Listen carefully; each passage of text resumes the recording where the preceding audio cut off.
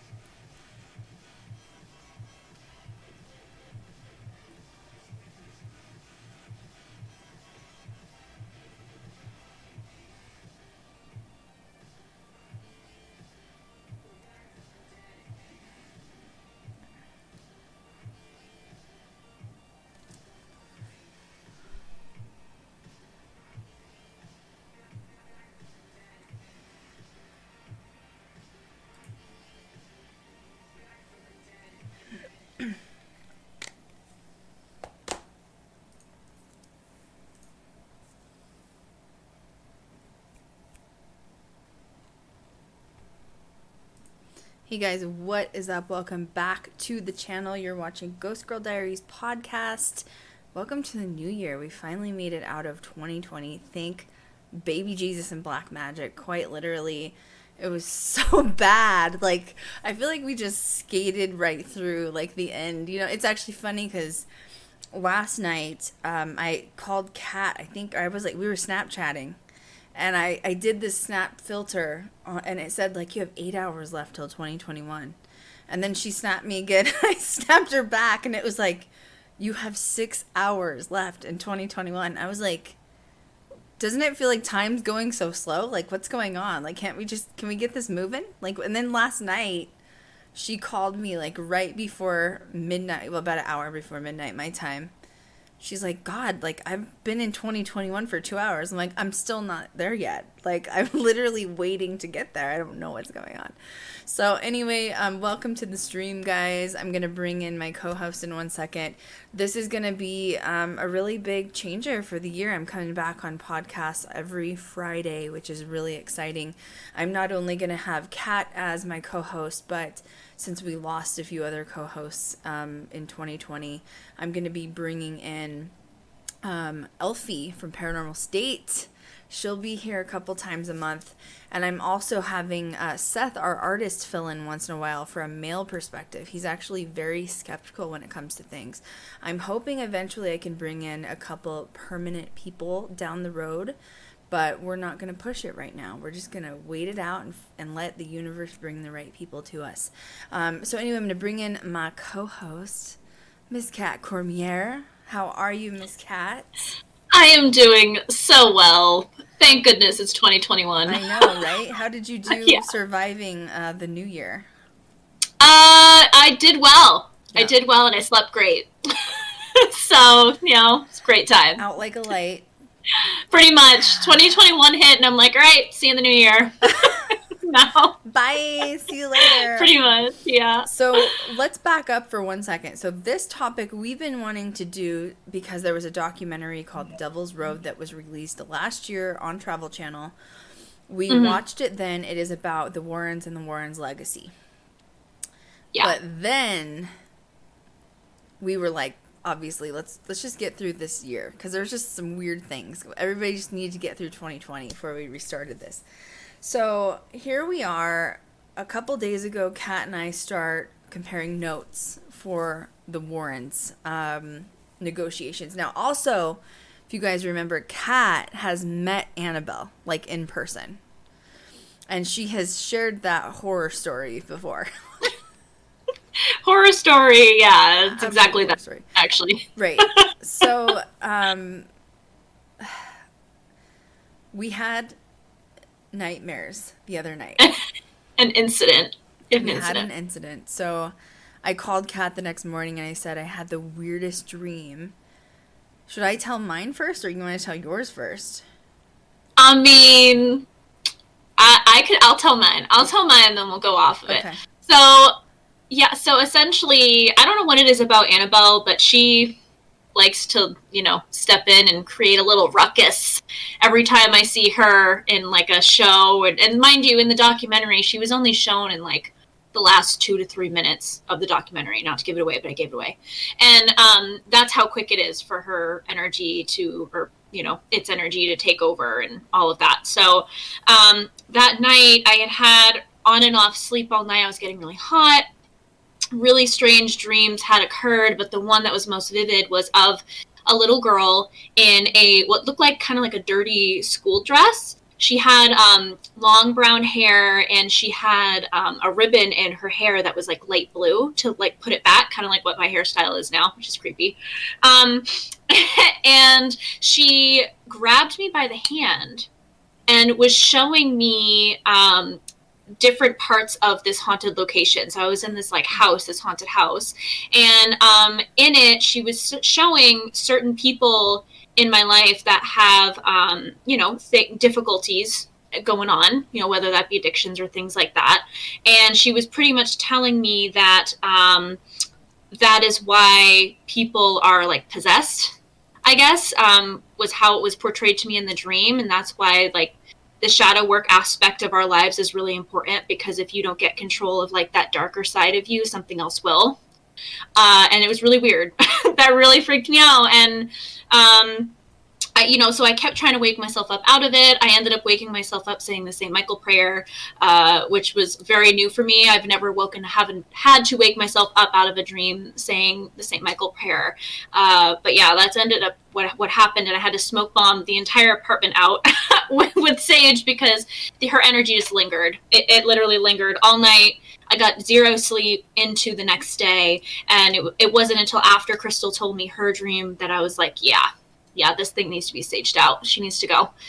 Very trancy energy. She is very, very dark, very compelling, draws you in, and very trancy, puts you kind of in a trancy state. So that was my experience.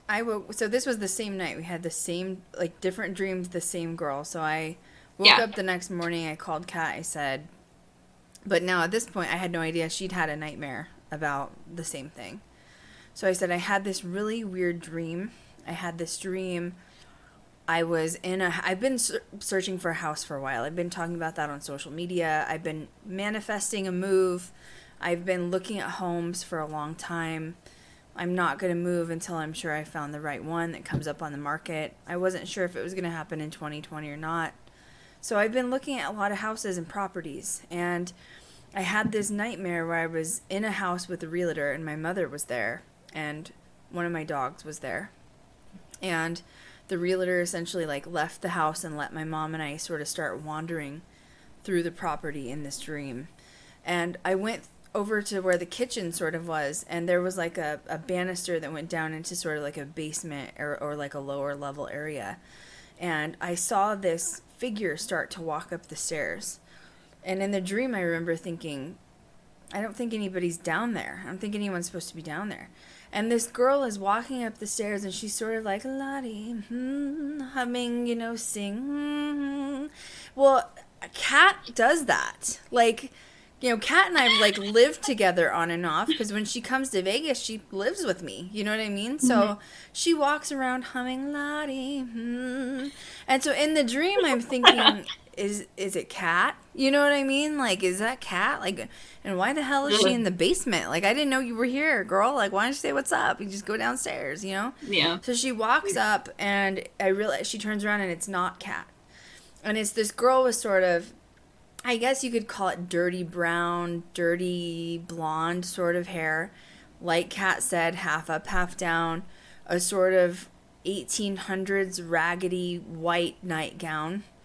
And it's definitely like female energy of maybe late teens, early 20s. Is that what you got? I guess we didn't compare ages. Yeah. About the same.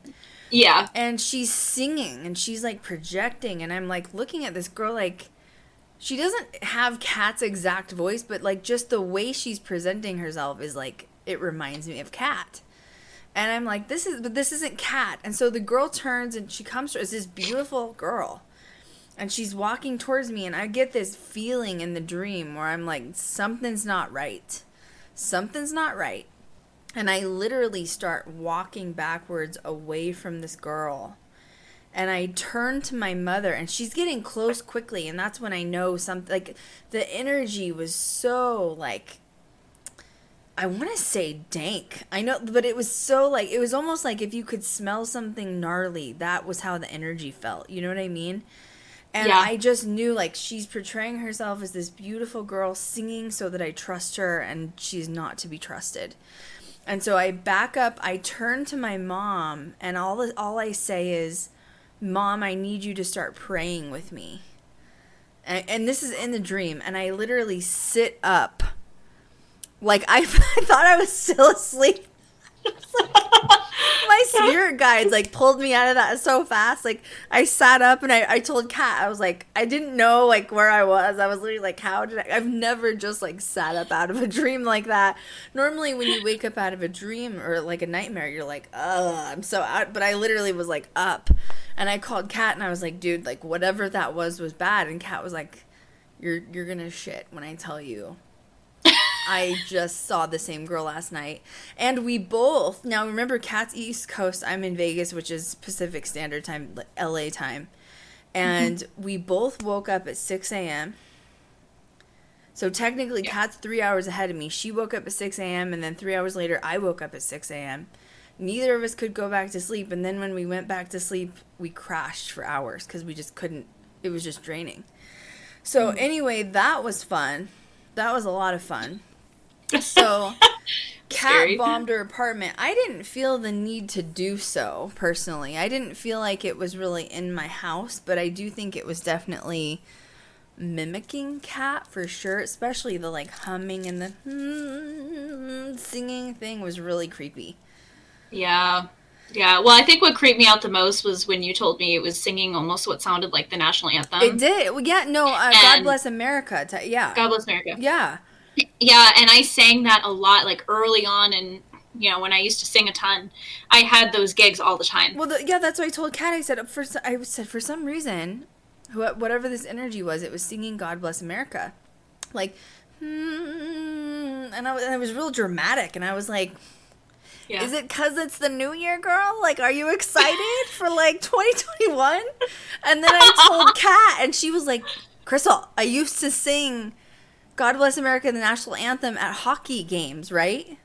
Yep, for, like, 5 years in a row for this one specific hockey team. That was, like, my job, one of my jobs, like, early on. It's messed up. So so Annabelle is definitely attached to Kat, for sure, 100%. So, long story is we were digging around with this documentary, okay? I'm going to say a couple of things first as, like, my own disclaimer, because I like legal terms and it's fun, you know what I mean? This is just my opinion. There's my legal term. The other legal term I have to state is everything I have researched, you can also research online. The documents that I found, you can access them online as well. They are court documents. I have a feeling that if Tony Spera gets wind of this stream, he's going to be talking his little normal talk about people on social media. Here's the thing, like, you guys have known me for so many years. I've been doing this. I like to dig and find the truth. I like to dig and find... I like to play devil's advocate, you know? Like, people have portrayed the Warrens as these, like, pedestal gods, in a sense, like, on this pedestal, which is fine if that's the case. But I found some really nitty-gritty stuff out. In fact, Kat didn't even know what I found till this morning, and she was, like, speechless. Yeah, I still am. It's going to blow everyone's mind. Yeah, I'm going to upset some people who are, like, hardcore Warren fans. Believe it or not, I mean, go search the documents on the court documents yourself. It's obviously, if I was able to dig and find them, you're able to dig and find them. And it was so many documents, I couldn't even go through all of them, to be honest. So before we get into the dirt, which is, like, the good stuff, I have notes here. I'm going to pull them up really quickly. So we both took some separate notes on the actual documentary itself. If you haven't seen it, it is accessible on Amazon as well. I paid like $1.99 to buy the video or something. And it's The Devil's Road, The Warrens' Legacy. So let's just start off by talking about, from a filmmaker standpoint, the first thing they say is, like, really, like, legit stuff. Ed was a demonologist and Lorraine was a clairvoyant. Those were the first two sentences. And I'm like, wow, those are some, like, massive claims coming through, you know? Now, once again, I don't like the word demonologist because I think that anybody could technically be a demonologist if you want to study demonology. But to me, a true demonologist is, like, a very holy person. And if that person is a demonologist, I don't think they're going to call themselves a demonologist. They're going to probably call themselves a priest or what's the other terms for it? That's fathers, like Father Christian. Fathers, bishops. Yeah, like we've some deacons too. Mm-hmm. Yeah. So those people to me are actual demonologists, in my opinion. I also think when people, like, pull out a book and say, oh, I'm going to study demonology, I think that they're going to start bringing that stuff towards them. And I think that's where it, like, gets really dangerous and you're kind of dabbling in the dark. So when you this is another quote that literally, like, the third sentence, when you challenge the demonic, it waits until you are most vulnerable. And then it starts opening to the case of the Conjuring House. So what was your intake, like, on the rhetoric of, like, the opening scene of these, like, dramatic claims of Ed and Lorraine? I mean, it doesn't shock me. For the bits. Woohoo, thank you. Oh, hey! I just see it now. Yeah, I'm not shocked that they would put it in there. I mean, considering the franchise that they created, you know, through their investigations and things like that, obviously they're gonna started off with that, right. The money makers of everything in the movies and everything else. But yeah, they had, and one of the opening scenes too was about the Conjuring movie franchise. Now, literally, the Conjuring house is in Rhode Island. Have you ever been there or over there? I have been to that part of Rhode Island. Yes, that's in Harrisville, Rhode Island. Okay. And it was purchased by new owners 2019. We're not in 2020 anymore. I have some tea on that too, girl. Okay. Oh gosh. Can't wait. Oh yeah, that was an interesting read. So there's it's like this gritty old gray farmhouse that's falling apart, and these two okay, when you first find it, these people that bought the Conjuring house, it's this younger couple, probably 36ish, 35ish. Thank you, Nikita. Appreciate you for the bits. Yes. So I'm laughing because they portray as oh, we accidentally bought the Conjuring house, didn't know what it was, and so we've decided to turn it into a bed and breakfast. Then you do more research on the guy, and he's been a ghost hunter for 10 years. He's well aware what he has just purchased. He's well aware that it's going to be a moneymaker. I mean, I'll stay there. You know what I mean? Not only to film, but if it's on Airbnb, hell yeah, call me. I'll be right there. I'll pay $400 a night. Yeah. But, yeah, so the tea on that is just, they try to be oh, we didn't know, and we just decided, we should make this available for everybody. No, ho. You knew what you were buying, and you know it's going to be a moneymaker, which is fine, but just be honest about it. You know what I mean? That's true. But I didn't realize it's really, it needs some Jesus. That house needs, a lot of Jesus. It's looks like it's about to fall over. It looks like a house made out of Lincoln logs, doesn't it? It's so funny because I was watching, looking at the photo of the new owners and because they did, a whole article about it. I know. Oh, my God. 2019. It's so bad. It's so bad. Well, I was laughing because I'm this house, first off, looks like it has, asbestos from hell, all right? Okay, and then, these owners are sitting there and they're just I'm so happy I just bought the Conjuring house. I know. Can you imagine how much it's going to cost to get that, renovations up and up to code? It looks old. Yeah, it needs some Jesus real bad. Yeah, real bad. Harrisville. Heinzen.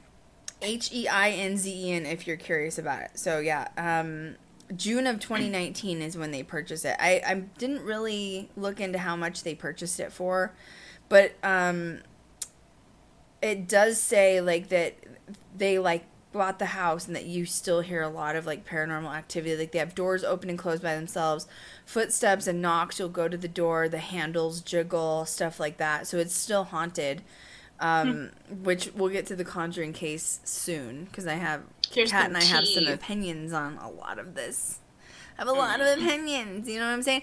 Kat's gonna be the more gentle one.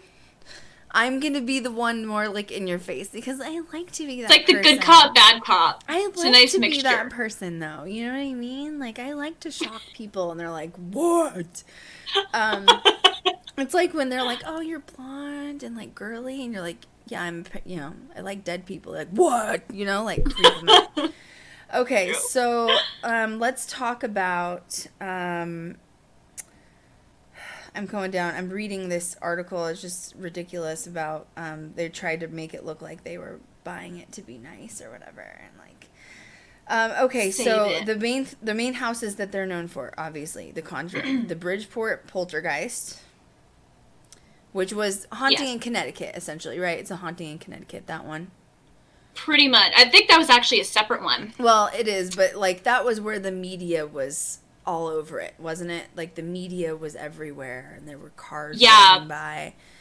And yeah, because that was in, it was 1970s, yeah, 1974, something like that. Yeah, something like that. And it was around that time that The Exorcist had just been released, right? In movie theaters, so people were oh my God. So in other words, it's happening. Divine timing. Yeah. Right? It's true. What better time to raise awareness? Would the Warrens have been as successful if The Exorcist had not just dropped. That's true. Yeah, that's very strange how that all kind of ended up working out in their favor. Because there were literally, and I mean, who hasn't seen The Exorcist? We've all seen The Exorcist. Honestly, I'm not as repulsed by The Exorcist as I am the fact that they had, like, pea green soup, because I think pea soup is disgusting. Right. And the fact that, like, she said that Linda Blair had said she ate so much pea green soup because she'd had to, like, throw it up. Just the thought of eating pea soup, it just makes me nauseous. Not the fact that she was, like, gagging it up. Just, I would be too, personally, you know what I mean? But, like... Yeah, no. But there were people running out of the theater when The Exorcist happened because it was so scary. Yeah. God, what's it like to be in a movie theater? I don't know. It's been so long. It's kind of sad. It's kind of sad. It's been almost a year. Like, literally sick. Anyway, sorry, I had a PTSD flashback from 2020. Okay, let's move forward to Amityville. They were known from the Lux family, which I'm going to talk about that because I'm lucky enough to know Chris Lutz, who is the youngest son. He's a beautiful human. I've talked about his story before. But it's interesting. So the very first interviewer or interviewee, whatever you want to title him, is Jason Hawes from Ghost Hunters. Did you see that? What's that? Jason Hawes from Ghost Hunters. Oh, yeah. He's like, Ed and Lorraine are groundbreaking. I kind of thought it was random to have him in there. I thought I'm not going to lie. I was like, why is it Jason here? I was like, literally. But you're a skeptic, boo. Like, you think it's electrical issues. Like, you just... It's true. The fan made a fart noise. It wasn't the ghost. It was the fan. It was a pipe. It was a pipe. it was a squeaky pipe. Okay, so should I start dipping into my little... Are we ready for some tea? Why did I sit back? I'm sitting back. What? Go ahead. We need to dip the toe in the tea. You know what I'm saying? We I'm just gonna lightly dip the tea. You know what I'm saying? Like, and then let's just start little increments. Oh, can I add something quickly before you jump in? Please do. I thought it was really interesting that Ed and Lorraine went to a house in Henniker, New Hampshire. Which is, like, not that far from where I live, and it was called the Ocean-Born Mary House. Right. I wrote that down, because I was going to ask you, have you been by it or seen it? No, but I'm gonna now. Like, I'm genuinely thinking about taking a drive next week and just driving by it to see, because the address is on there. Mm-hmm. But there was, like, some major activity in there. Okay, like, with poltergeist that, I don't want to get ahead, but with that one, too... So that was, like, the first haunted house they'd been to, because they went on, like, a New England road trip, right, is basically what Ed said. They randomly found this, like, haunted, publicized house. They went to this haunted, publicized house, and the owner, like, let them in and, like, opened the door and, like, talked to him. And then they were sitting at, like, the kitchen table, and they said that Lorraine tranced out. And it was the first time she'd ever tranced out. Ed was, like, freaking out, saying, like, what's wrong with my wife? Something going on? And the guy was very knowledgeable in paranormal. And the guy said, oh, I've seen that happen with other people who have, like, psychic abilities. And Ed was like, what are you talking about? And he was like, people that are clairvoyant come in here, and they do that all the time. And here's... You know, the whole thing where I say Ed was an opportunist, I think he was a little bit of a con guy. With that being said, that was when Lorraine started using the term clairvoyant. So it was only after that guy at that location gave her the title, she was probably using the term like psychic, or I'm seeing colors and auras and blah, blah, blah, which I'm not saying she wasn't gifted. I think she was gifted. But I just find it interesting that was how they started marketing themselves, was she's a clairvoyant. All because this guy was knowledgeable on it, that they went to one random haunted house. I have some things to go off of that at some point. Okay. We won't do it now, but I wrote down a note to talk about that because I have something in regards to her being clairvoyant. There's a lot of, like, little red flags we found in here is all I'm saying. Okay, so I want to start with saying I'm sitting here watching this, and they're talking about, like, the Conjuring movie and the Conjuring box office and, like, how wildly successful it was. And I'm in film. Right? Yes. I'm laughing because I just know how Krystal works. You know what I'm saying? I just know. Contracts, you know what I mean? She's very thorough, guys. She's very thorough. In a past life, I should have been a lawyer. You probably were. Probably was. Maybe there's still time. You know what I mean? Like, just go do it. Just go get it done. Hey, it's true. Okay. I have numbers. I'm about to drop some facts, so everybody pay attention. Hold on tight. Conjuring box office for one movie made $319.5 million for one movie. The entire series of The Conjuring, which is the multiple films, made close to $1 billion. Did you hear that correctly? Wow. That's a lot of effing money. Okay? Yeah. So all I'm saying is, why hasn't Ghost Girl Diaries gotten signed? No, I'm just kidding. What I'm trying to say is... No, but really, though. No, really. If paranormal is that desired, okay, and that successful, there is room, okay? Anyway. Mm-hmm. Okay, so let's back up. The Conjuring, the first movie, made $319.5 million, okay?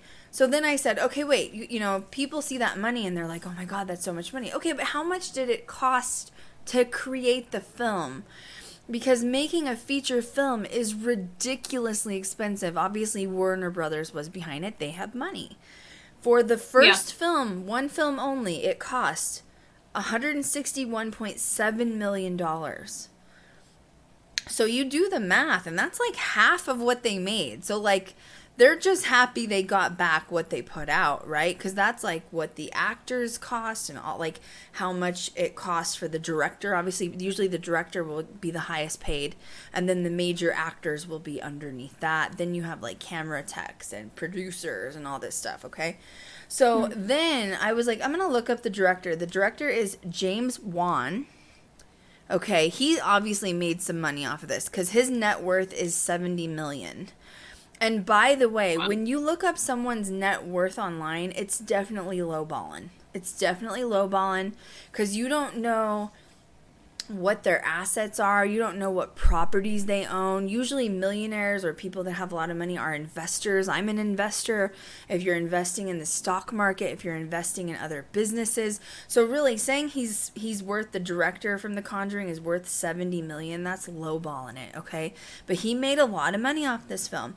Then I was like, you know, screw the actors. We know the actors are going to get paid. They have to get paid because they're the ones that are the face of it. So we know they're going to get paid well. So I thought, you know what, I'm going to look up how much Lorraine Warren was worth when she was died. Do you know what I found? $1.7 million. The Conjuring series, $1 billion. And that poor little old lady was worth $1.7 million. That is pennies to what the series of The Conjuring made. So that tells me she didn't have a good lawyer. She didn't know what she was doing with filming contracts, and that's sad. But that was probably a lot of money for her, right? Yeah. She's been pretty much a housewife. They did, like, random stuff, like, you know, locally. They never really charged. But they had to eat somehow. And then Ed dies, and she gets this opportunity, and she's like, well, I'm going to do it, you know? So making $2 million off of $1 billion is ridiculous. Production companies screwed her, and that's just sad, period. Okay, anyway. Poor Lorraine. Do I start this? Do I start dipping the toe? I think the ankle needs to go in now. You know what I'm saying? Like, I think it's just time. Okay, so we got the toe in, now we're going with the ankle. Now the ankle needs to just, you know, go in the water. This is going to be a dark hole, okay? Because this is not where this was meant to go. Not in the slightest, but the irony of the title of this is like the Warrens' legacy. Yeah, right? Like the true story or something. Again? What's the title now? I feel like hang on, let me pull it up. Devil's Road: The True Story of Ed and Lorraine Warren. Yeah, the true story. Is it the true story though? But that's the T. That's the ankle. I found the true story. Okay, we're going in with the ankle now, okay, folks. Kat's like, just put the ankle in. Okay. I'm ready! God, this is so crazy. Okay, so I was literally just researching the cost of the film, what everybody's making, net worth. Like, in my opinion, Lorraine should have been worth at least $100 million, in my opinion. Way more.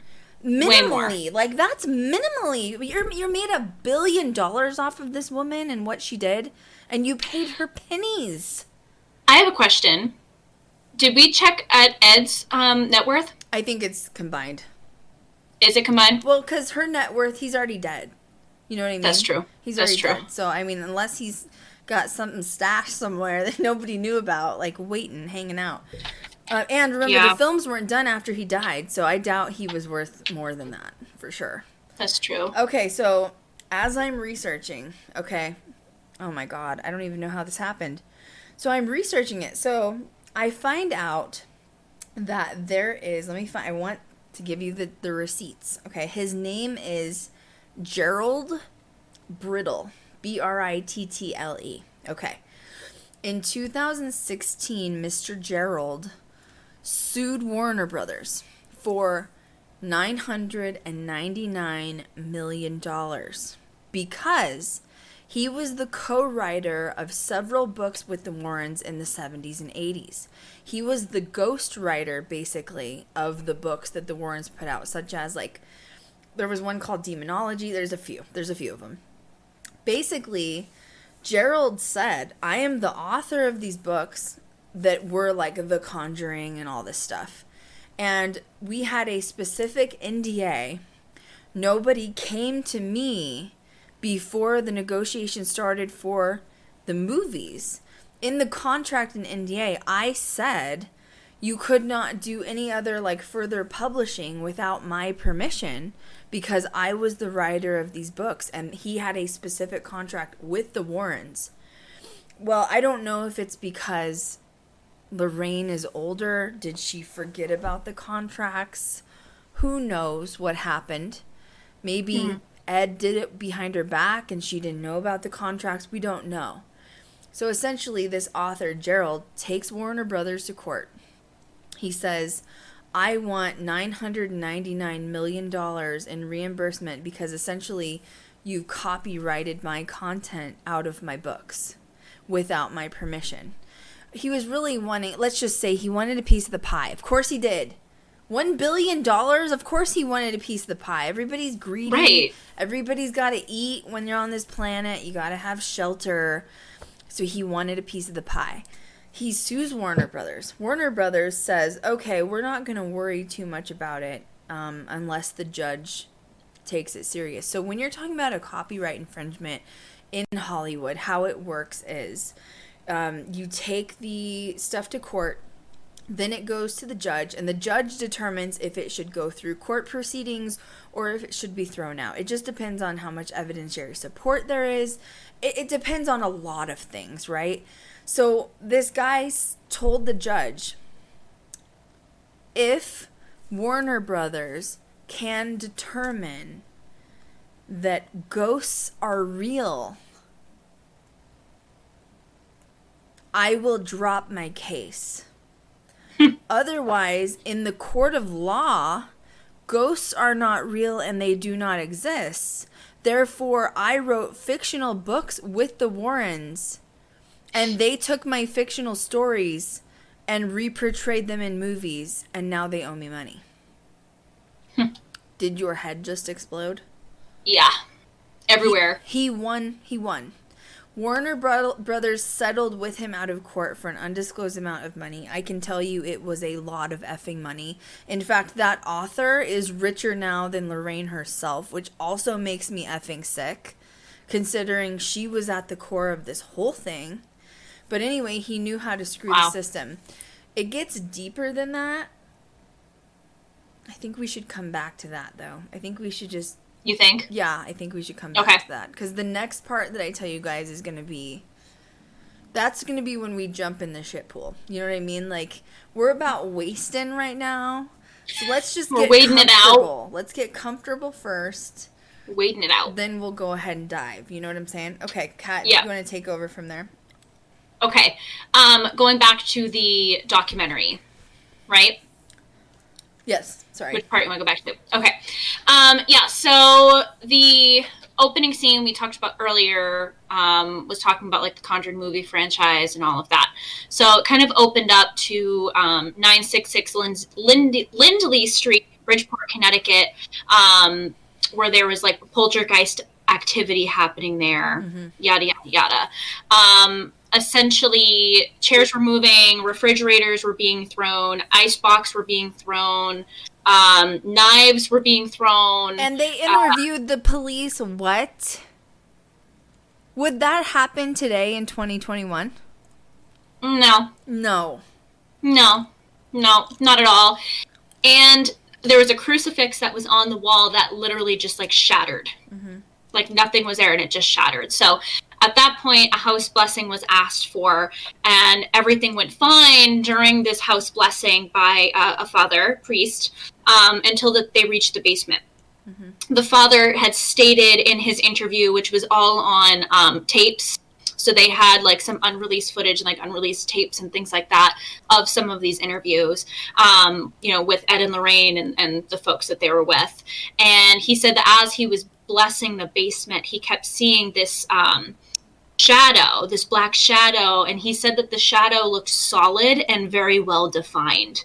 So I thought that was really interesting to hear, that it just literally looked like a being, but it was just like solid black, like you couldn't even look through it at all. Father's seminary, so that's like the father's trainee, so that would be like kind of like a deacon, someone that was training with the father to become an exorcist or things like that, was 21 years old. He was an assistant, he was upstairs, and that's when he started to witness that Lorraine was under attack from this shadow. This was kind of like one of her first attacks in a documented paranormal investigation with Ed and Lorraine. She said on the unreleased tapes that it felt like she was being burned, like on the inside. So that was like very, very eerie. That was a very, very eerie Burned thing on to the say. inside. Yeah. Yeah. The child was the one that was mainly the affected one in the home. Wasn't this the adopted kid? He was adopted. Yeah, really sad. Really, really sad. So there was this man named Paul Eno, was his name. I can't remember the direct relation with Ed and Lorraine, but I think he was someone that worked with Ed and Lorraine. And he was watching the child because there was suspicions that the entity was affecting the child. So while Ed and Lorraine were walking through the home with the priest, the Paul was sitting with the child at a table, and the child was playing a board game. He said that he looked over at the child and he started to smell something kind of like sulfur smelling. He mentioned in it that it smelled kind of like an ozone layer, so I would assume maybe something like smoky and like not smelling good, and that this entity was showing itself as this white mist. But what was strange about it was when Paul went to go and touch it, he said that it pushed him back. Like it literally felt like there was somebody there like pushing his hand back, and he said he felt that the mist had a bone structure. So, like, he could touch this mist and it felt like it actually had bones. And that was weird to me. Like, that could give me goosebumps a little bit, because, you think about, entities and spirits and things like that. You wouldn't necessarily think of something that has some form of, like, a bone structure. But then again, we can't see it, right. Joseph Walsh, at that point, was shown. He's a police chief, and he said, he had a really big issue with the things and the way that the media was broadcasting this town. Bridgeport, Connecticut is a relatively small town. And, with small towns, they have to hold a certain type of, like, what's that word? Like, view, like, vantage point about, their good town and nothing bad can happen here and things like that. And some time had passed and the investigation never really, like, fully came to a close.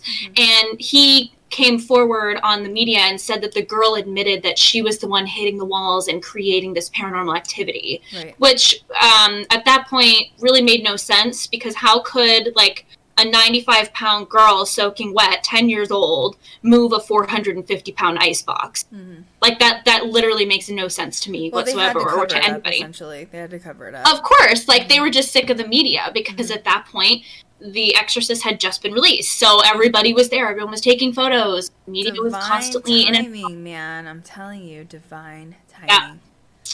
Really weird. It was then, after Joseph Walsh came on, that Tony Spera was, aired, and was talking about Lorraine and her being able to see auras and lights and things like that, and how she grew up in a very Catholic religion, and she was in Catholic school when she was younger, and she would talk about these things with the nuns there, and the nuns would tell her all the time, we don't talk about that here. I know. And they pretty much just swept it under the rug, and that made me really sad. Seeing orbs and auras, don't you? Yeah, I agree. I agree. And she would be able to see entities and see, like, the color, like what it looked like, like what they look like as a spirit.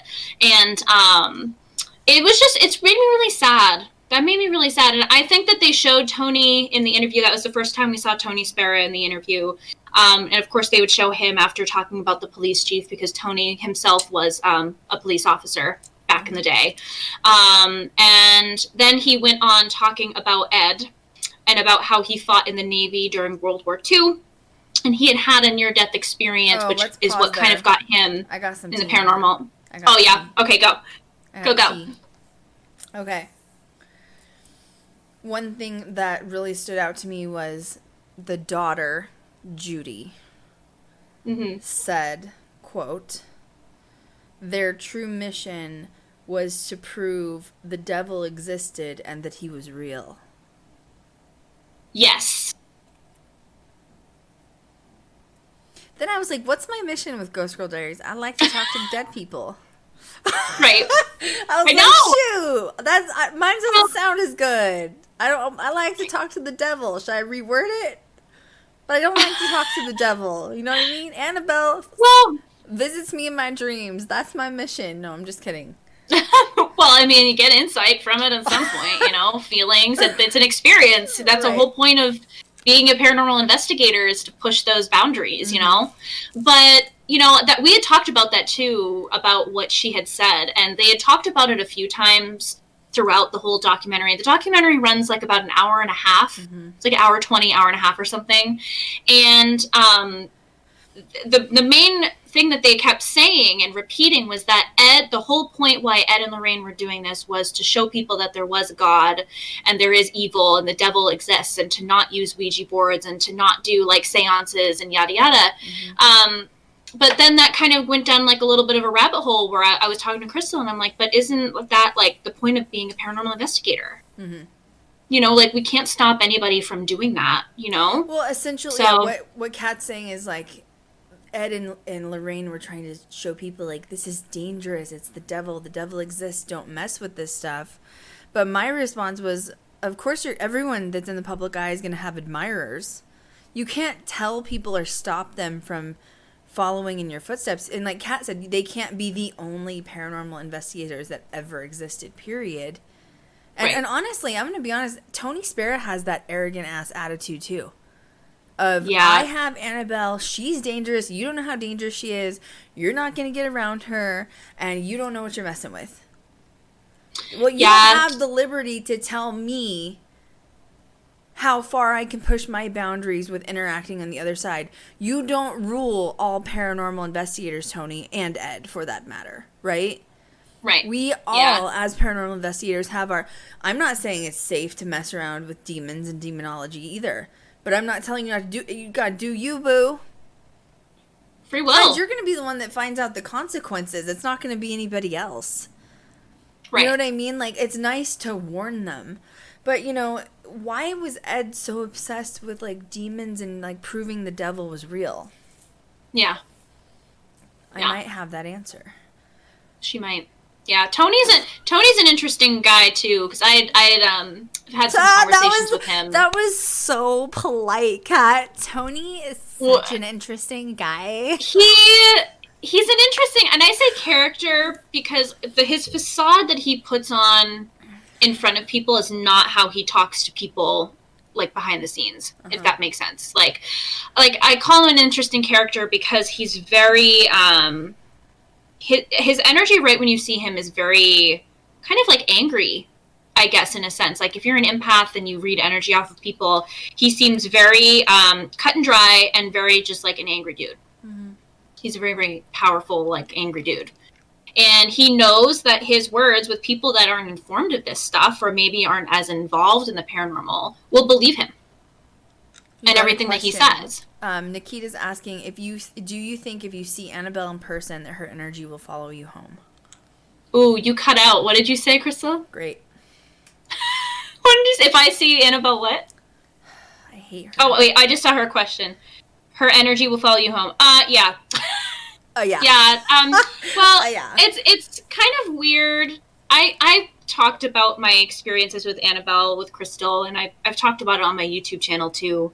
But her energy, I feel like she wants to get out so badly out of the encasing that she's in that she will attach herself or her energy onto as many people as possible to like make that happen. If that makes sense. Well, it causes an energetic highway, you know? Like, that's the exit out is, like, going to you or projecting. I mean, I'm going to be honest and say I don't think that case does a whole lot. Blessed or not. I think that she enjoys the vessel she's chosen to be in permanently. Yeah. Because where else is she going to go? You know what I mean? And I also think that she likes the facade now. You know, the law of attraction works both ways, guys. You can bring in the energy of like, oh, I want to be positive, I want money. Like the law of attraction works. There was CIA documents just released recently that the government talks about the law of attraction, and sometimes that's how they use media agendas to push out onto us. If they get enough people, I mean, even like the Rona issue, if you get enough people believing in it, it's going to make the fear grow, and it's going to make the actual infection grow. And Annabelle's the same way. If there's enough people believing in her and you have $1 billion created at the box office surrounding the creation of Annabelle, everyone that's put money into it by going to the theater or believing it, or even Kat and I talking about Tony Spera and her, that's giving her more power and more energy and making her bigger and more powerful. She's not going to leave that vessel now because she knows she's important. Yeah, I like, the best way I can describe it too is kind of like what Krystal has talked about in the past about Saks Museum and how those entities really feel like comfortable in those rooms. Oh yeah. You know what I mean? Like they love that room, and I think that Annabelle loves the vessel that she's chosen. Mm-hmm. I do believe that, but I don't doubt for a second that you shouldn't, you know, she's very dark. She's very, very dark. And, you know, in the event, just to quickly, I won't go crazy long talking about it, but they had her in the room the whole time, along with the Conjuring mirror as well, from the Conjuring case. So they had the Conjuring mirror in the same room as well. And I think that's just kind of like what amped it up, you know, two very dark energies. But don't you think that once again, now that it's been believed in by all these people and everybody's bought into it, that it's made it even more powerful than it was before? Oh, yeah. Yeah, I don't doubt that for 1 second. Mm-hmm. I don't doubt that for 1 second. Yeah, it's... Here's my opinion on Ed Gein. I'm going to use my example with Ed Gein. Every time I go to the museum, I get followed home by Ed Gein.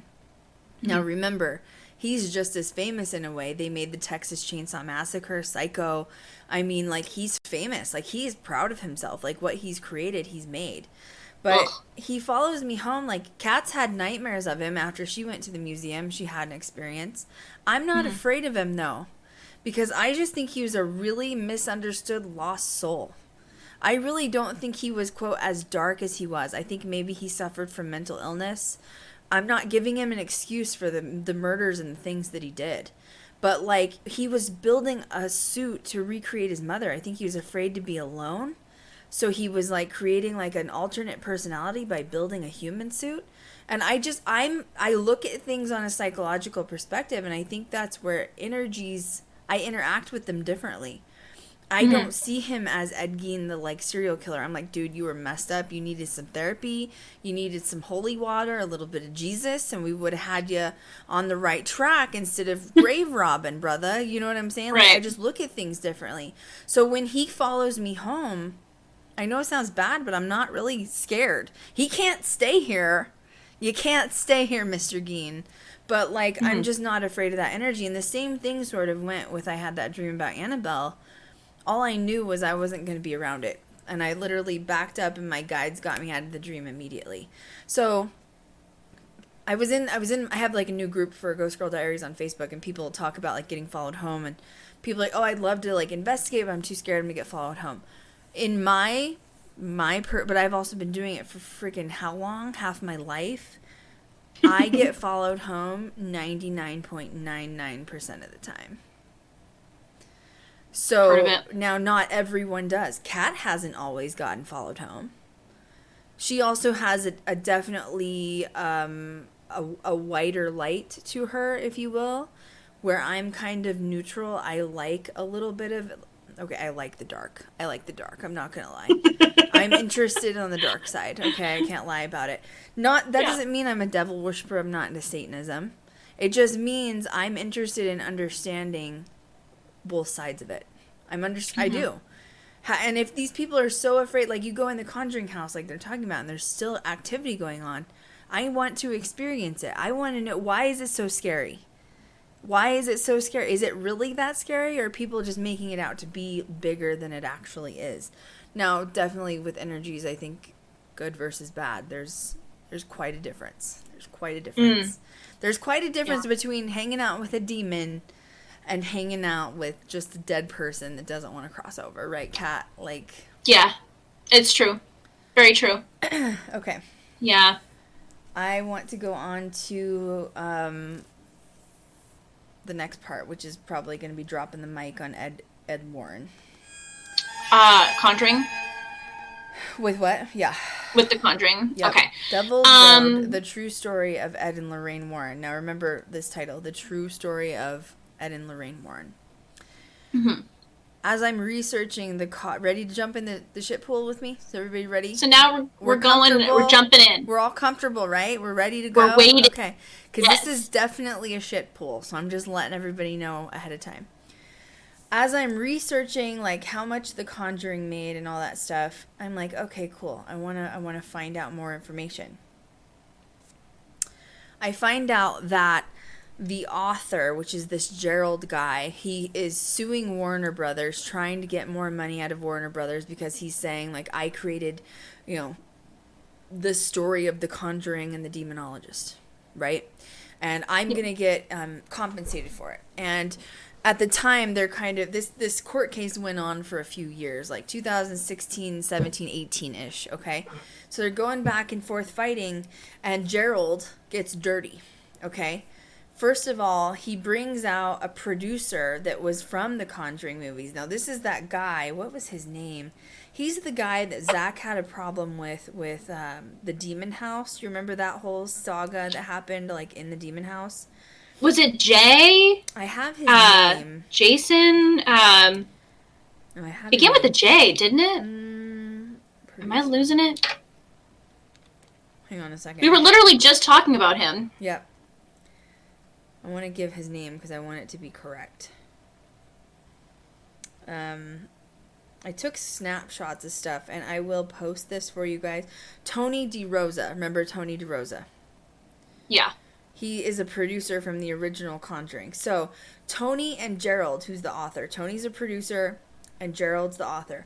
They get together, and they decide they're going to team tag Warner Brothers and get money out of them. And how they're going to do it is they're going to play dirty. And what they do, and once again, find these documents online. Find the court case online. Do your work, boo. It's going to take you a long time. What? What? Uh-oh. There's scratching in here. I can hear it in the back. When I said, do your work, boo, I heard a female go, mm-hmm. Oh my gosh! Which, before I started this stream, guys, Kat and I were sitting here prepping, like, audio and, like, lighting, and all of a sudden the door to my studio opened, and it shut by itself. And I was like, who the hell just walked in my studio? I went over there, nobody's there. So Kat was like, oh, good, Annabelle's right on time. Now I'm gonna have. And then I heard footsteps. And Kat was hearing footsteps on hardwood floors, which I have carpet. Anyway, Annabelle must agree with this. Just kidding. Okay, oh my gosh. So Tony, the producer, they're gonna tag team Warner Brothers, okay, and they're gonna sue Warner Brothers. And how they're gonna do it is, the author Gerald pulls out his original old contracts from the Warrens in like the 70s and 80s when they made these books. And in the contracts, it talks about a woman named Judith Penny. And the woman in these and they're all submitted to the courts. And they're saying that if Warner Brothers does not give them money and close the case, they're basically going to expose the Warrens to the world. And they're going to like shut everything down that they've created, this like $1 billion empire. So that is when Warner Brothers stepped in and was like, we're going to pay you off and shut you up so that you don't screw up anything else that we're going to try to build again. Ooh, this is where it gets not good. What the hell? There is a little girl, it sounds like, in here. Like, really? Like it sounds like maybe 12 or something. Oh, great. Like, it sounds like she's, like, giggling and playing in here. Like, behind, like, my backdrop. Just give me 1 second. I just want to... I'm just saying, I smoke by my house, you can't come back. That's what I got to say about that. I don't hear Nikita's talking about the Lizzie Borden house. They're selling it again. Got issues. Nikita. Okay. Moon. So,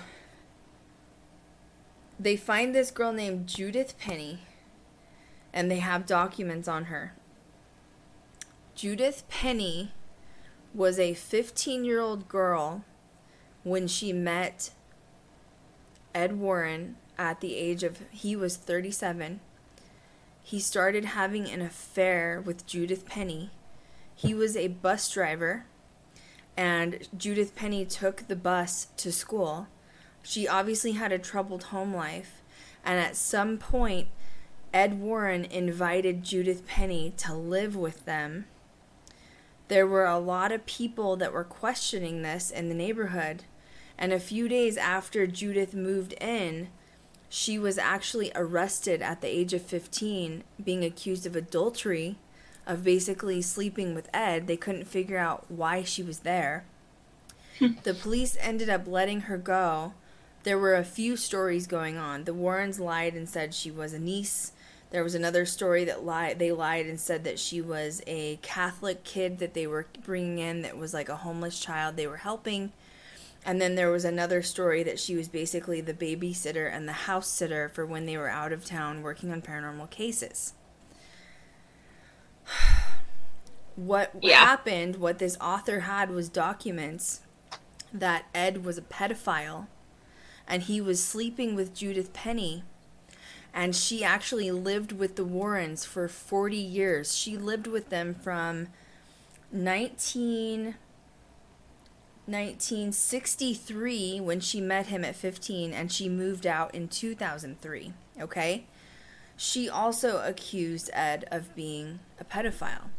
So eventually what ends up happening is Judith gets pulled into this court case. Not the daughter Judith. The girl that was 15 that moved in with them, okay? So Penny. She has to hire a lawyer, and once again, find the documents if you want to. She hires a lawyer to represent her with this Warner Brothers case, saying, I don't want to be pulled in this, but they still needed a statement from her for the court system. And essentially, Judith Penny stated that, yes, at 15 in 1963, I moved in with Ed and Lorraine Warren. I was Ed's girlfriend. He is a pedophile. I lived with him for 40 years. Lorraine Warren was essentially a really good Catholic woman who didn't like sex, and Ed didn't like that. So essentially they moved this 15-year-old girl in not only to, quote, help her, but also she was helping raise their child and also watching the house while they were gone. Now, take a step back for a minute and remember, I think it was the second Annabelle movie. Do you remember there being a babysitter in the movie, but she wasn't related and it was an underage kid? Is everybody shitting themselves right now? Yeah, and it only keeps going. Oh, it's only not. Keeps going. We're not done yet. We're not done yet. All of this is on documents. This is all documented. It's all documented. So then, what ends up happening is this whole court case starts to unfold, and Lorraine gets her lawyer involved and says, we need to get an affidavit to Warner Brothers immediately because, like, the truth is coming out, okay? So her lawyers draw up an affidavit for the production company to sign. What's an affidavit? It's like a legal document that they're going to be in agreement upon something. It could be considered an addendum to a contract, which is like an extension to the contract. Inside of the addendum, it says, I'm going to read it verbatim. I'm going to read it verbatim because I took screenshots. So just hang on. Give me a second to find which one it is. Oh, by the way, here's the girl at 15 with Ed. So there were actually receipts that they had. And he's like holding her waist all creepily. So Ed was an actual pedophile. Ugh. That's not good. Okay, I'm reading this. Hang on, let me find it. There's a lot going on here, guys, so hang on. Okay, here's the addendum. You ready for this? Everyone's like, weird. Like, literally. It is weird. It's weird. Did it mess up your perspective on the Warrens? It messed me up. It's like I really was messed shocked. me up. Because, like, I love the Warren, or I did love the Warrens. And now I read all this and like, what's going on? Like, everything I knew isn't now. Like, literally. Oh my god! 2021, entering that 5D with the truth. You know what I'm saying? This is the addendum. This is the addendum that Lorraine and her lawyer drew up for Warner Brothers. Okay? It says this.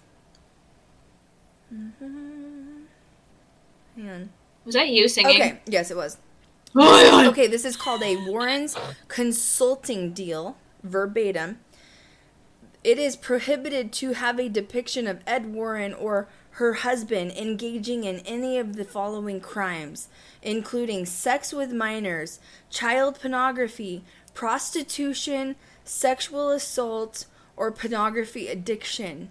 Neither the husband nor the wife will be depicted participating in any extramarital sexual relationships. They will only be depicted as a proper Catholic couple. Wow. Lorraine is admitting all of... What did I just read?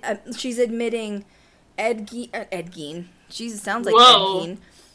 That was weird. Lorraine is admitting her own husband is engaging in sex crimes. He's having sex with minors. She's admitting he's into child pornography. She's admitting that he's sleeping with prostitutes. She's admitting that he was involved with sexual assault cases. And neither of the wife or husband will be depicted having an extramarital sexual relationship. That's the tea. No, it's not. We're not done. We're not done with the tea, though. The tea continues. What do you guys think? Is that crazy? Is that crazy? Literally, like, when Krystal and I were chatting about this earlier, I feel like I'm still in a state of processing. So if I look at like I have resting bitch face right now, it's just because I'm processing. So let me just repeat that. Lorraine made Warner Brothers sign that addendum to protect the identity of her husband because the truth was coming out. Is that crazy? So you have Mr. Ed Warren as this like proper, perfect paranormal investigator who's like of the light and I'm holy and I use the name of God to defeat evil. Why was he so into the devil? Was it because the devil was inside him? Yeah. Was it?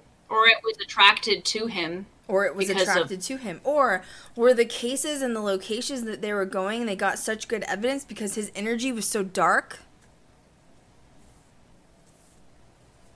Ooh, Krystal? What? Ooh, you're breaking up. Could you hear what I just said? No, what did you say? I said, was the locations and the energy and the evidence he was getting so good because he was so dark? Oh gosh, yeah. And in almost every investigation, too, Nikita said my whole Catholic house is shooketh right now. He always got really affected, too, in these locations, like, from an angry standpoint. Yep. You know? I'm not done yet. We're not done yet. We're still not... Are we okay? Is everybody okay right now? Can we need a drink break? Are we good? Do we just need a meditation break? Is everything all right? It's fine. We're going to breathe. And we're going to go through this. And this is why, Krystal wanted to also make the mention in case Tony does see this, because this is all documented. And I don't, it's all done. All he does is threaten and, like, blast people on social media. He's a bully. Yeah. He's just a bully. He doesn't want anyone or anything to disrupt the empire that he's swooped in on. His money empire. You know what I mean? Mm-hmm. Okay. I'm looking through my papers because I don't want to forget anything here. Okay, so here's the more tea. So this girl, Judith, was living with the Warrens for 40 years. Okay, so she met Ed at the age of 15. And a lot of people accused her of... she said... No, that's all right. A lot of people accused her of, like, she was going to sue Warner Brothers as well and, like, try to get money off of them because of, like, all of the damages that she'd gone through since she'd been living with them for so many years. And she walked away. She said, my life was already messed up because I was a 15-year-old kid and I was being abused and groomed by Ed for so many years. She got that one syndrome where you, like... you feel bad for your captor type of thing, whatever. That's why she stayed so long. They gave her so much money. They gave her a free house to live. They gave her food in exchange for basically being Ed's sex slave, in a way. She walked away and she didn't sue Warner Brothers for a penny. Not for one penny. Because she said, I knew what happened to me and that was all that mattered. He had messed up enough of my life, 40 years of my life, and I don't need anything else from them. She's still alive to this day. She has a lawyer, but apparently she's had no comment for years, and she wants nothing. Yes, Stockholm. Thank you, Monica. She wants nothing to do with the Warrens or their legacy or any of their money. But it's interesting. You hear of Ed and Lorraine being these, beautiful, wonderful Catholic people that did all this stuff. Judith Penny, the girl, also, she's in her 70s now, by the way. She also said that Ed was extremely abusive to Lorraine. And she would witness Ed slapping her constantly. And Ed looked at Lorraine as a business partner. And Ed looked at Judith as his girlfriend. And so he had... Let me give you a timeline. Let me give you a timeline really quickly. Because I actually did the math on the timeline. Okay. May 22nd, 1945 is when they got married. She was 18. He was 19. He went into active duty at 17. And at 21, he came home, and this was 1948, and that is when their daughter, Judy, was born. And remember, they were both born in the 20s. 15 years later, after the daughter was born, so 1948 is when the daughter's born. 15 years later, that's when he meets Judith in 1963, and she's 15 years old, okay? He was 37, and she was 15. He knew what he was doing. Yep. He knew what he was doing. She was a minor. She probably had a dysfunctional family. Obviously, who's going to let their 15-year-old just move out? You know, he knew to find somebody who was, like, beat down and didn't have anybody. And he put her in a position that she was locked. Then she gets a free house, free food. All I have to do is sleep with the guy. I might as well do it. So bad. So bad. So then she lived with them until 2003, which is interesting.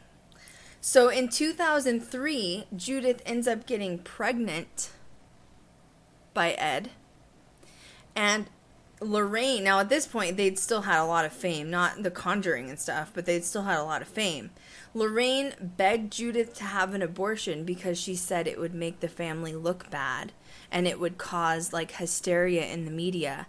So Lorraine took Judith to get an abortion.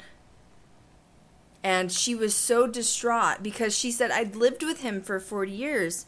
He was like my husband, you know, my boyfriend husband. I wanted a child. Why was I not entitled to a child? By the way, at this point, so Ed was like 77 when she got pregnant. So then she was like, I'm done, I'm moving out. She moved out after that. And then 3 years later, Ed died. She was still in contact with Ed and Lorraine until he passed away. She was still a part of their life. She just wasn't living with them. Wow. Did your brain just explode, like, everywhere? And I'm sorry, but how can they pretend to be this, like, perfect Catholic family when they have, like, some major skeletons in the closet? There's always two sides to every story, and then there's the truth, you know? Oh, my God. Someone said, oh, my God, I need a shower on my brain. I know. My gosh, for real, though. So it's shocking. It is shocking. It is shocking. So then you kind of keep watching this documentary, right? And then it goes to a point where Ed's talking about, like, oh, you know, when I figured out my wife was, you know, clairvoyant, the way they would find houses, like locations, is they'd be driving and Lorraine would have visions of these houses. They'd pull over. Ed would, like, he was an artist. He would draw or do a sketch.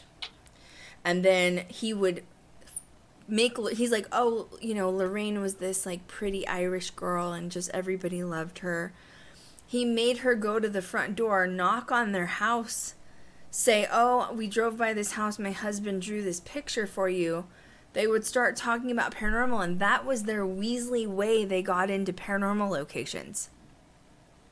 Ed was a con man. He was an opportunist. I'm not saying he wasn't a paranormal investigator. He got some damn good evidence. Okay, I'm not disputing that at all. But I'm saying he saw opportunities and he was an opportunist and he took them. And at the expense of using his wife for everything. He made Lorraine do all the work. She's the clairvoyant. She's finding the location. She's the one walking up to the front door. And then when they get in media, Ed's the one doing 90% of the talking. Yeah. And he's at home. Nobody knows during this whole frenzy, he's got a 15-year-old girlfriend at home that's been living with them for 40 years. Mind blowing. Now, can I touch on something quickly on the clairvoyance thing? Yep. So this is going to kind of jump in the documentary, but I just wanted to make a note of it, that there was at some point in the documentary where Lorraine did get some testing done to see if she actually had clairvoyance, you know, and was a psychic. And there was a mention in there that Lorraine said that she felt less bad about her abilities knowing that there was actual evidence of it. And it makes sense that she would say that, not only having grown up in, like, the Catholic school and them kind of telling her, like, don't give in to that type of thing, but also because it makes sense now that Ed was using her as a means of getting to these locations, that she would question in her head, is he just using me, or do I actually have this ability? Right. Like, how would that not make someone question themselves if they're being used for financial gain? Well, you know what I mean? Here's the damn truth. They were both born in the 20s. Okay? And that was the era of the 50s, 60s housewife. Yep. And Ed, if he was controlling and if he wanted to have sex and she went to an all-girls school, she's trying to follow her path of the light and God. She doesn't want to sleep with her husband too much because she doesn't want to disappoint God. Whatever, like, you know, that's the scarce of religion scaring people. And she was just trying to do the best she could and be the best person that she could be. Yeah. So if Ed's being abusive or whatever, she's still sticking by her man because that's the ideology of the 50s, 60s housewife. Even if he was abusive, that was her man. She stuck by her man. You mind your man, you walk behind your man in his shadow, whatever he wants to do. And I'm sorry, but like he was really good with words and rhetoric. And I wouldn't doubt that he like talked her into allowing this child to live with them in the name of God. God sent her to me. You can't provide sexual gratification for me, so God sent her to me. Like that's a cult shit. That is cult shit. And Lorraine was very innocent and still trying to obey her husband. And remember, in the eyes of Catholic and Catholicism, you can't get divorced. And if you do get divorced, you can't get remarried in the Catholic Church. Why do I know that? Because I'm obsessed with Gwen Stefani, and she cannot remarry in the Catholic Church with Blake Shelton. She's broken about it because her and Gavin got a divorce. She's very religious, her family's religious, and she cannot remarry in the Catholic Church because they won't allow it. Because divorce is frowned upon. You don't do it, period. Mm-hmm. So, honestly, if Lorraine's old school, she's born in...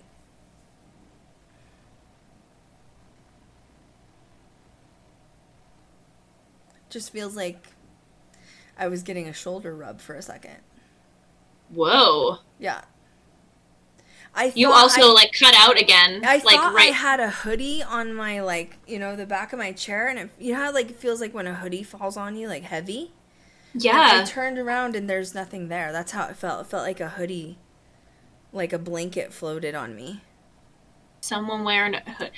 Oh. What? Isn't the hoodie? What? Didn't you see someone wearing a hoodie recently? Who's wearing a hoodie? No, remember a few days ago?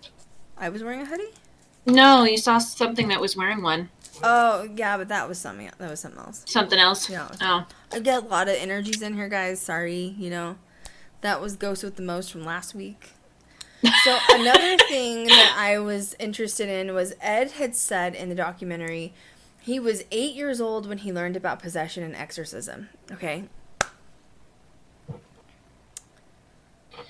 This is weird. I'm sorry, but he said that his neighbor, he was 8 years old, and his neighbor was possessed by a demonic pig, and he would lash out and act like a demonic pig. And that his dad or his family got involved, and the neighbors got involved, and they were trying to get somebody to go do a rite of exorcism on him, and they couldn't do it. And so I, being my little dark side, I got on the internet and I researched demon names that are pigs. I don't know. I want to know. Know. And you know what comes up? Oh my gosh, Krystal, what? I'm not releasing a demonic name, so everybody calm down, okay? You're not supposed to say demonic. I'm not going to do that. But what came up was something called the exorcism of Gerasene Demonia, which was something in the Bible. And it's there's actually mosaics that were painted in AD. And it says it's the swine and the exorcism of Legion, and it was miracles that were performed by Jesus in the New Testament. Did Ed make that up from reading the Bible? Oh my gosh. What? That's weird. Did I just totally call out Ed Warren on all his shit and he's a total fraud? Wow. I mean, saying a pig, that's very specific. Yeah. And let's be real, back then, they didn't, the internet wasn't as prominent. So, and he is religious, clearly. So he probably read the New Testament and was it would scare the shit out of people more than anything? Telling them about the exorcism Jesus performed on the demonic pig. But let's say it was my neighbor. That's messed up. What do you think? That's messed up. Yeah, I agree with that. Anything to kind of zhuzh up, something that he's trying to get notoriety for. That's crazy. I also found it interesting, too, that Ed was always the first one into locations. Something came at my door again. Oh, that was weird. Can I just finish the stream, please? Just let me finish the stream. Wow. I swear, I feel like my studio is just a portal. And, like, anytime can I one thing off subject really quickly? Yeah. I posted the TikTok of when I was on Instagram and I was, like, doing the Instagram story and then, like, the mirror fell and I had all that paranormal activity. Uh-huh. It has, like, 12,000 views or something ridiculous. Yeah. On TikTok. Let me see. Let me look. I'm going to look really quick. Hang on. What are we at now? It's at 10,000 views. People are accusing me of it being fake evidence. I am so proud. Do you know what it takes to get to a point where... No, I'm serious. I'm flattered. I am so happy. Like, my evidence was so good, they think it was fake. I'm, like, so privileged. Like, some people were, like, commenting, they're like, this is fake. I was like, I am so flattered. Thank you so much. Like... While there are, like, 80 other comments on that that are like, did you see the woman with the black hair? Yeah, that was fucking Pocahontas. She's just chilling in here. My gosh. I'm gonna keep going here. So anyway, I wrote my last few notes where I think Ed was an opportunist. I do think he was a paranormal investigator. I think he had a lot of skeletons in his closet. You can tell through interviews that he definitely takes over a lot. When he's in negotiations with Lorraine, he likes to take over the conversation. I'm the man, and I have the most to say, and people are going to find me most credible. And Lorraine was a little bit more quiet, and she was like the good Catholic girl, and I'm just sitting here being proper, and I'm just, yes, that's exactly what happened. And now that brings me to Tony Spera. Here we go. I don't like him. Yeah. I said it. Yeah. Judy, the daughter, does not want to have anything to do with, the Warrens' legacy. But she married a guy named Tony, who, as we all know, has taken over most of the Warrens' legacy, not by blood. And we all know the public fight that Zach had with him last fall, right? So you give me your 2 cents, because you've met Tony in person. You have shook his hand. You've taken photos with him. You've met Annabelle. You tell me, you go first. You give me your insight between who you saw in person versus him throwing absolute hysterical, obnoxious, childish fits online. Yeah, it's really funny because when I was sitting down and watching the documentary and even like his interview footage, his persona on his interview is not what he's like in person. In person, he's very, like, kind of like what I've said before, he's a very forceful guy. He's very, by forceful, I just mean like with his words. Like, a lot of people really listen to him. He is very captivating. He knows how to captivate his audience, and I don't think in a very good way. He's a very... I'm just gonna put a little spice right there. Not in a good way, by the way. Not in a good way. And he does not look at anybody when he talks to them. Ooh, I don't trust a mofo who doesn't look me in the eyes, okay? Yeah, so when we talked after the Annabelle, the Annabelle event, whatever, he would not look at me. So wait, tell me, like, what you're shaking his hand. You're like, oh, hi, I'm Kat from Ghost Girl Diaries. Oh, nice to meet you. And where's he looking? Like, what's the conversation like? He was looking down at the floor, and he was like pushing his ear towards me, kind of like he couldn't hear me. But there were a lot of people that had left the event after the black cloth was taken off the Annabelle doll because people were feeling very sick. So there weren't a ton of people in this like super small room. But he talked with me about like intention. I'll be honest, like I don't even really remember the question that I asked him, but he told me that intent is everything.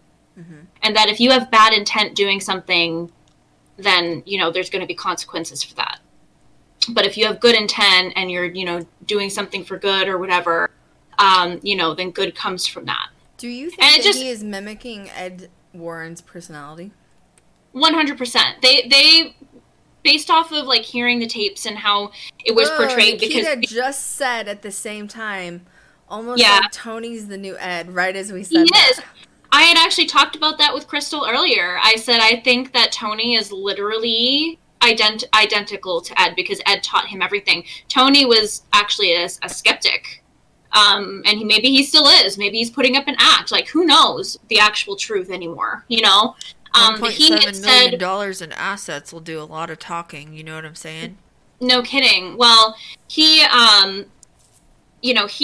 told us in the room that we were in, because it was like a 3-hour event with him showing us like videos and tapes of like exorcisms and things like that, that he kept talking about himself a lot.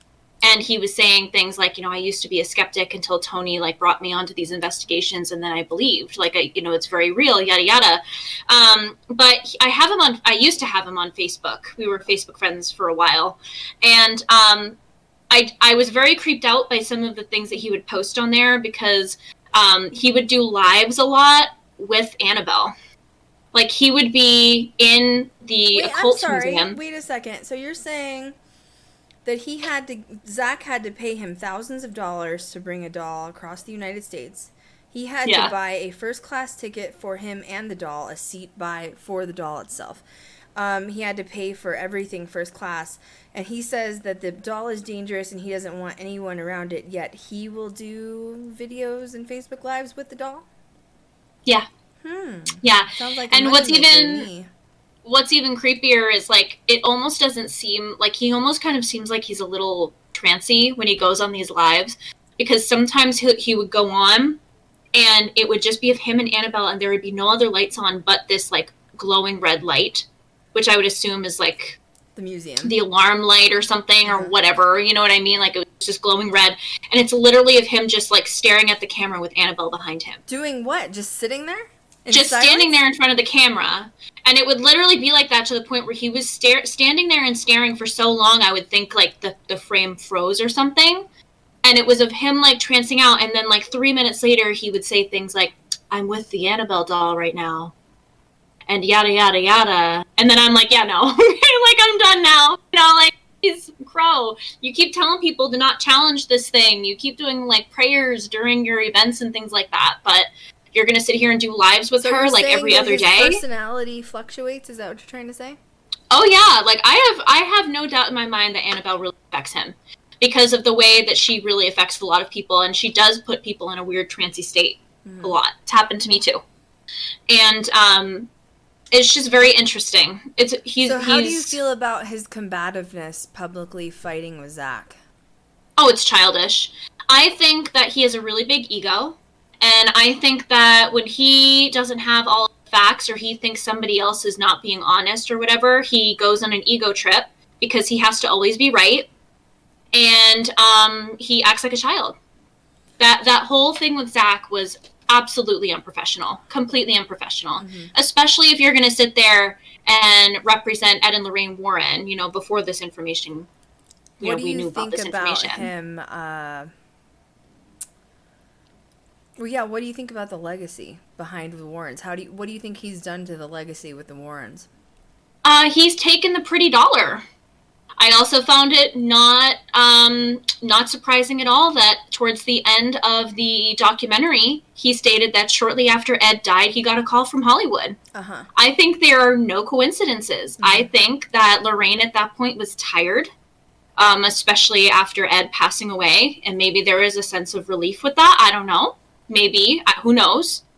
And she didn't know what to expect. And she trusted Tony because Tony and Ed were like two peas in a pod. And Ed took the money and the legacy for the dollar. Or you mean Tony? And, yeah. Did I say Ed? Yeah. Oh, that was weird. Well, they're so, like, identical. That's why. They are. And he even had his own chair on set. He would take, like, selfies. Like, I would go through his profile, and, like, he had pictures on set and pictures on the red carpet. And it's like, so you're afraid to, like, bring the doll out, but you're okay with them not telling the full story in all of these other franchises? Like, I don't understand. It just doesn't make sense. There's no consistencies with anything. So I think that's why he gets triggered when people call him out or ask questions, which is totally okay, by the way. Like, it's okay to ask questions and wonder why, you know, things are the way they are, why he's not consistent with the things he says, but he gets triggered by that because he expects people to follow him and believe every word he says. So it's just part of that narcissism. Manipulation, narcissism, extreme narcissism. I feel bad for Judy and I feel bad for Lorraine. Yeah. Rest her soul. Rest her soul. She was still alive when I went to the event. And she died like a few days after. Right, that's weird, isn't the it? Event. Yeah. Very peacefully from what was said, but well, sad. I don't have any more tea, guys. That was a lot of tea. Yeah. So let's both give some final thoughts on what we feel about the Warrens. I'm gonna go first. Okay. I loved the Warrens. I grew up, as everyone has, idolizing them. I think, you know, Lorraine's absolutely clairvoyant. I think she's absolutely gifted. You can see it in the videos that she's doing in the interaction. I believe her.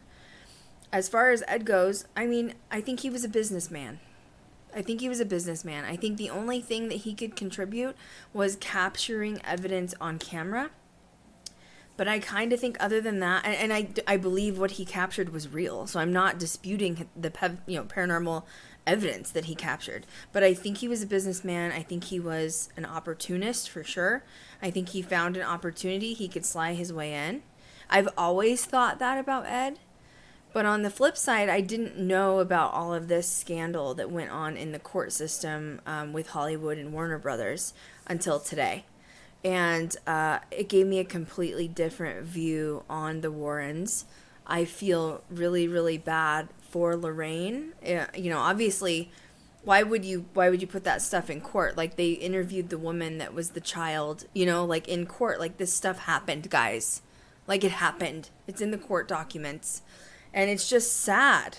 It's sad. Because then, like, now Ed's, like, image to me is completely tarnished. And I'm kind of sitting here laughing at full circle because you have Tony, who's an ass, and he's made himself an ass publicly. He's defending a legacy of Ed, who now has a horribly tarnished viewpoint on his soul and what he did while he was on this planet. So I don't know if Tony should be, you know, following those footsteps, because now he kind of looks like an idiot too. So I love Lorraine, bless her soul. I hope to God that she got peace, and I hope that Ed heals. And by the way, Ed was in a really bad boating accident. He talked about that. He was in World War II, which was the Nazi era. He said that he was in this boating accident in the Navy. He's a veteran. He fell in the water, the icy waters of the Atlantic. There was a gasoline fire that was surrounding him. He said the Mary prayer, the Mary Mother prayer, and that the fire split in two and went around them, and it opened up for a lifeboat to come in and rescue him and his friend. That was his near-death experience. Then he said he took survivor's leave, which I don't know what that is, and I'm very well versed in military terms. So, in fact, I made a call to see if they knew what that, people I know knew what that was, and they don't. So it must have been something from the past. This was before shell shock or PTSD was a thing. So, God only knows, did Ed hit his head when he fell in the water?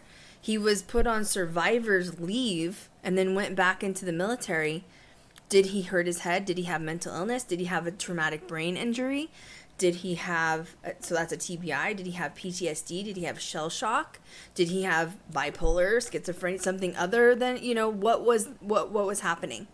Is the untreated mental illness, not that I'm excusing pedophilia, but like, he wasn't treated, obviously. He was in a bad accident, and they didn't believe in helping soldiers at that time. It's still like pulling teeth to get help for a veteran. So I'm just saying there's a lot more to this story that we're never going to know. They both took it to the grave. And I do know for a fact after reading those documents, let me actually, go ahead, Kat, you do yours. I'm gonna post some articles in here so that you guys can access them right now. Go ahead, Kat. Okay. Yeah, I think just to piggyback off of Krystal, no pun intended, that I don't, like, we aren't saying this to say that they didn't have an impact on the paranormal community. You know, like, we know that they did, and the things that they did were incredible, you know. But there are no coincidences, and to be honest, like, everything kind of makes sense now. I don't know if either maybe Judy didn't have an idea of what was going on, but if she did, maybe that's why she's not a part of the legacy as much, and Tony kind of took control over it. I love Lorraine, and I do love Judy. And it's really sad that these things have happened. And I think, as somebody else who really looked up to, like, Ed and Lorraine and their legacy and the things that they did for their community in, like, New England area, and especially being from New England, you know, it hit me really hard hearing all of this information, because I almost feel like I'm kind of mourning everything I thought I knew about the Warrens, and that's really difficult. And, you know, the truth comes out at some point, and it's a shame. It's a shame that this is what it's about. Mm-hmm. It's a shame. I feel so bad for Lorraine. Now, you can do more digging than the articles I posted, but I didn't even finish going through court documents. I couldn't. There's so many. But literally hours. I was supposed to finish the documentary and rewatch it today, and I was literally looking through court documents all day. But these are some articles. Now, Hollywood Reporter is really good. That's a big company that filmmakers follow, and they basically will take contracts and, like, pick them apart. You know what I mean? Like, so they were talking about the actual contract that Lorraine had made with Warner Brothers. Because an affidavit isn't uncommon, but an affidavit that says you will not depict my husband as a sexual predator, that's uncommon. Okay? Like, that you don't hear of. So it's just messed up. It's just messed up, and it's sad. And it is sad. I wonder how much that author got from Warner Brothers. Yeah. It was probably a lot. Yeah. It's just sad. It really is sad. I just feel like I'm kind of mourning everything at this point. I'm going to a funeral today. I'm sorry, guys. I know. Yeah. Well, that's all I've got. That was a lot of tea. I don't have any else. That was too much tea.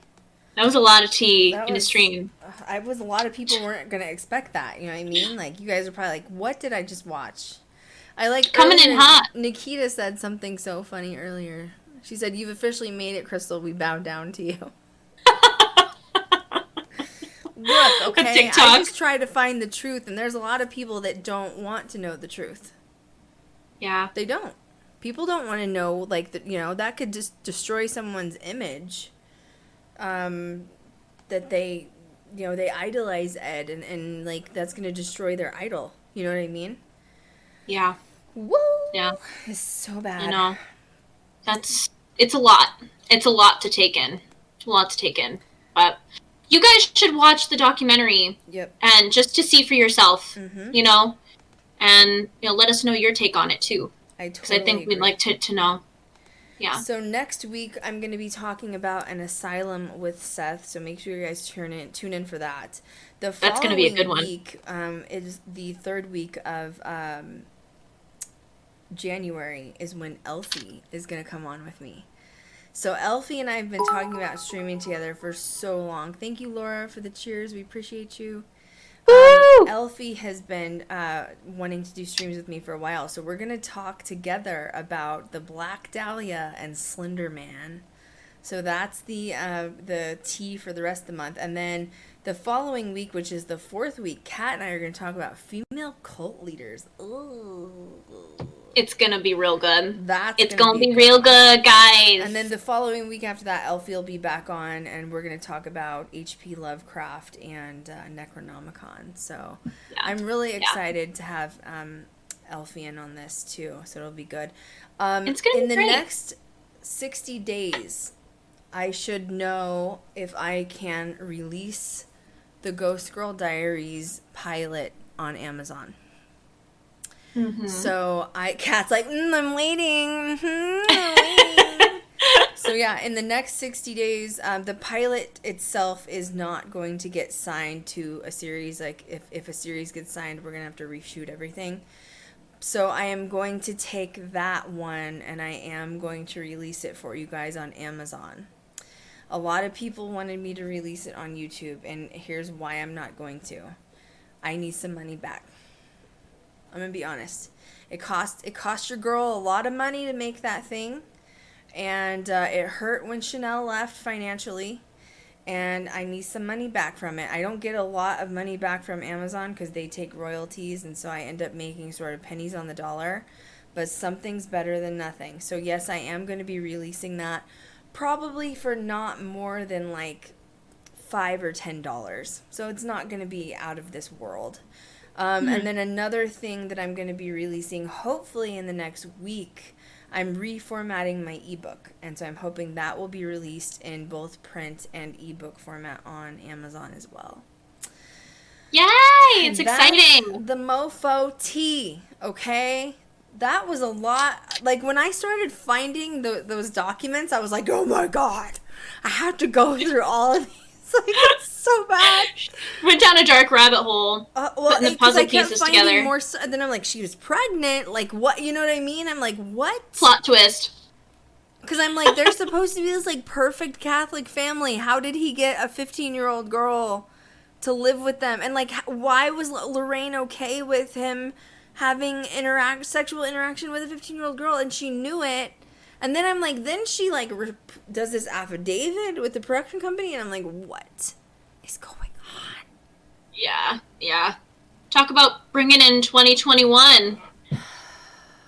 Coming in hot. Yeah. We're coming in hot. Yeah, 5D, level up. Something. Jeez. Something. Thank you guys so much for tuning in today. I appreciate you. Oh, one more thing I'd love to put out there. I have decided I'm going to make one attempt at reviving the old Ghost Girl Diaries channel. I'm going to make one attempt at it. And the attempt is this. I'm going to be downloading this video in the next day. And I'm going to upload this video to the old YouTube channel, which is youtube.com/ghostgirldiaries, all one word. Okay? What my plan is, I've heard through the grapevine that if your channel has been, with a shadow and then later with a ban, I can't say those words together.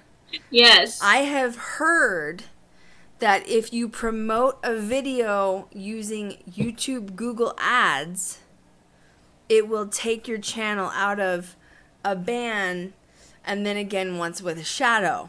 Okay? I have heard that. I don't know if it's going to work, okay? But I'm gonna try. So I would love it if you guys could make sure you're still subscribed to the old channel, watch for notifications, and when it's uploaded, if you can see it, I would love if you could go comment on it, even if you're like, hey, what's up? Or like it. I just want to see if you guys can see it. Do you see what I'm saying? I just want to see if you guys can see it. And then tweet at me or like message me on Instagram. You know what I mean? Like, yes, it's there. Yet, no, it's not there. Because I'm going to put it in a Google ad and attempt to revive it. There are no promises. We're going to see what happens, because what I heard was if you pay YouTube or Google to promote it, they will take it out of that status. We'll see. A certain status. We'll see. A certain shadowy status. We also don't say the name Paul with a low and a gain. You know what I'm saying? We don't say that together. We also don't say forests that do something when you accidentally kill yourself. We don't say that either. Although I do have some tea about that. What? There may or may not be a certain court case going on where a certain someone is finally getting sued. What? Yep. By who? Someone. YouTube or somebody else? Someone outside of YouTube. In the United States or in Japan? United States. With the low to the pollen? Yes. Like the allergies, you know what I'm saying? He is an allergy. He's an infection. He is Rona. Like a virus. He's a virus. He infected the whole paranormal community, like literally. Yeah, I'll find the article and post it and see what you guys think. Yeah, I need to see that tea. So anyway, I'll send it. We'll cross your fingers. If it revives, we're going to go back to that, which I am going to start doing uploads if it revives. If it doesn't revive, I've already made another channel. So, anyway, that's the tea. Covered all bases. I'm ready to go. You know, it's like 2021. Let's go. Like, drop everything. Go. Jesus.